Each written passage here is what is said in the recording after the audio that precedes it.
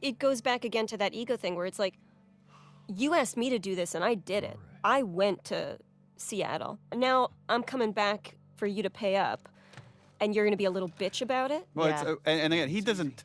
He's too blind to see the suffering that she's going Yeah. through. All he could see is like She looks great. how damaged he is. But what he's just saying is like, oh, you live out here and you got your family and everything's cushy and everything's fine, and I'm the one suffering. But he doesn't see that he's not the only one Yeah. suffering. What a joke. And I love that Jeffrey, when Dina walks over and Ellie's sitting there at the table, and Jeffrey is not even acknowledging Dina. In a way, Tommy might feel like I'm more family to you than Dina is. Yeah, yeah, I've known yeah. you longer. Like That's exactly think what of it everything felt, what yeah. we've been through, and it's the only time there's really personal conflict between Ellie and Tommy. That's one of my favorite Dina moments. Yeah. Because it felt so real. I was so mad. Yeah. Just like flying out the screen door and being like, listen, motherfucker, get off of our property. I love it.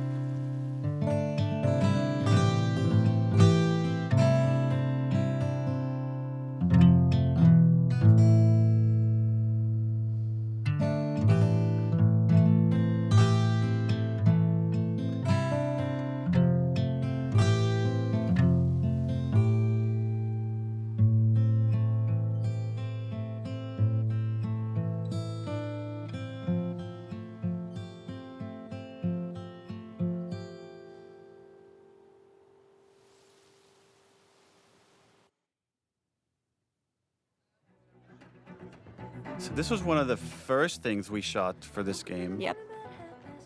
There's so many characters here. We had to shoot this in multiple batches and then stitch it all together. I did several days just dancing. Yes. Yeah, remember we brought a dance choreographer that spent some time with you, Shannon. Yeah.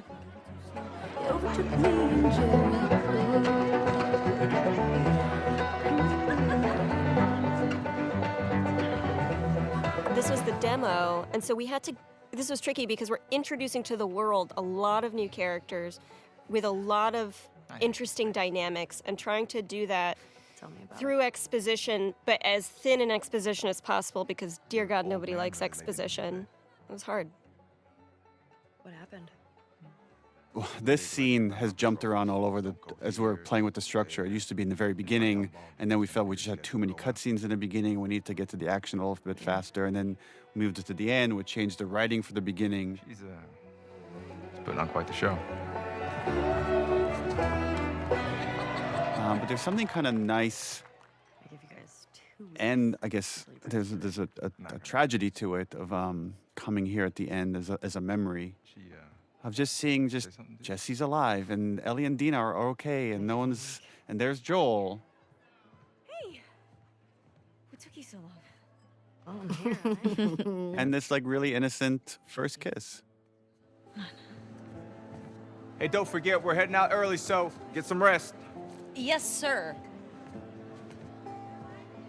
You're such a dick. Come on. This was the first scene we shot. This was the first scene we shot after I have a very you hired me. serious question Yeah. for you. How bad do I smell? Like I look at this and I'm just overwhelmed with all the details of the shirt, of sweat stains, of little hairs on the neck, little dimples on the smile. And just, this is hundreds of people of work Yep. for months to get this little moment. Sweat and trying to capture. The hair that I put behind her ear is crazy. Yeah. staring at you. And that has to switch from being physics hair to being hand animated hair It's as soon as crazy. you make contact with it. Staring at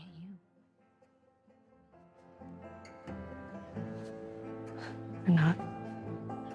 And even just the kissing, like, I mean, it's just, it looks so realistic. Yeah, and It's- it's actually a combination of several performances all stitched together right here. And then the lighting has to change from shot to shot. It's interesting highlighting the bracelet that's back on Dina's hand. It's a nice, yeah, it's a just nice love it. reflective moment of like how innocent things were for all these characters. Yeah. I love just the little surprise on Ellie's face, the little like moment of shock before melting into it. And then we're about to get into Seth. And again, Shannon, your rage is so real here. Hey, this is a family event. Fuck are you looking at? This whole interaction was based on one time I was at Blockbuster and I'm just talking to my friend, I'm throwing curse words around, and the dad in front of me had his 2 kids, and he's like, "Do you mind? There's kids around." And that always stuck with me. I felt such shame having like used curse words in front of these kids. What did you just say? Ellie, Ellie, don't. Get the hell out of here. Get your hands off me. Hey! Enough. Go on, you. Let's go for a walk. What about them? You worry about yourself. I feel so bad for Joel here. Ugh, me too. What is wrong with you? She doesn't want to be under his shadow anymore. No. But he can't help himself. He's just trying to. He's trying someone to is dad. someone is hurting her, and he's going to stand up for her. Oh, Papa Bear. Yeah, you know you were an asshole. Yeah. Yeah.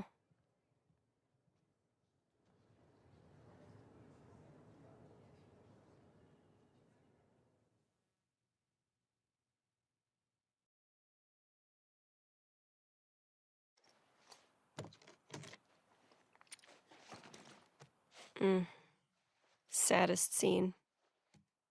Yeah, with the first game, right, we're talking about how do you take this obsession of love, of a parent's love for a child, to the end of the line, and then this has the reverse of it, of like, how do you take hate to the end of the line, which is also like another expression of love. And the engineering of it was that here she has this family that loves her, and it's not good enough. because she's letting down Joel in her mind. I love the different energies that you both bring to this scene where Dina is giving it her everything in this fight, and Ellie just has to shut down. This scene, my God. I was so hard to leave you because you were so upset and so broken and so sad. And I was like, I should, my must stay. I'm sorry. I would argue this is maybe Ellie's darkest moment, even though I know where we're going, because this is the choice where she forsakes. This is where she makes the choice. Yeah. And I think she knows there's a very good chance she's going to die on this journey. I guess the thing that we don't talk about is like, I think she's suicidal. Yeah, I think agree. there's the guilt of what The should have pain is happened too at the loud. hospital. That's why she Yeah. leaves in the middle of the night. She's not saying goodbye because it's clearly suicide. Yeah. When the pain gets too loud, she's not there anymore. She's incredibly vulnerable, but she's completely disassociated, and there is this absolute rejection of everything that is right. I'm just supposed to sit here and wait for you. At that point, like, you know, you're not talking to the person that you're in the relationship with. You're talking to the grief. And so it's like the convincing comes into like, are you even in there anymore? Like, can I just find you for 1 second? And she's just fully gone. Both characters have very clear goals, and then there's an obstacle, and then they keep ratcheting out. Like Dina just ups the ante over and over and over until the last bit is ultimatum. Even the grabbing of the face. And then like she pulls it's- her hands down. And that's it, she knows. Philosophically, with this game, what we wanted to do was allow our characters to make immoral choices that the audience would not be on board with. Up until now, like, we shed some of the audience of, like, the Nora torture. Some people have issues with that, or certain other kind of violent moments. But here we lose almost everybody. And it is by design in that way of, like, you're now, like, playing this thing that you are not on board with at all. You have to keep going. And in a way that does align you with Ellie.